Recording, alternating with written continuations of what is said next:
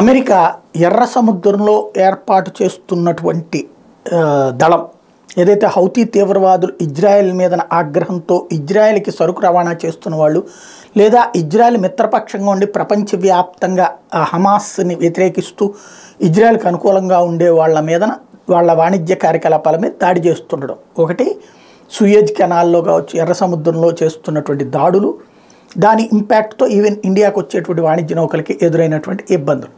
ఈ దశలో భారత యుద్ధ నౌకలు 3 ఎర్ర సముద్రం వైపుకి వెళ్ళడం, అమెరికా ఏర్పాటు చేసినటువంటి కూటమిలో చేరుతోందన్నటువంటి ప్రచారం నేపథ్యంలో అదేమీ లేదని తేల్చి చెప్పింది. ఒక పక్కన సౌదీ అరేబియా ద్వారా చర్చలు జరుపుతూ హౌతీల విషయంలో క్లియర్ భారత సంకేతం అమెరికా కూటమిలో చేరట్లేదు. అట్ ద సేమ్ టైం మన వాణిజ్య నౌకల్ని కాపాడుకోవడానికి మన యుద్ధ నౌకల ద్వారా మనమే ప్రయత్నిస్తాం.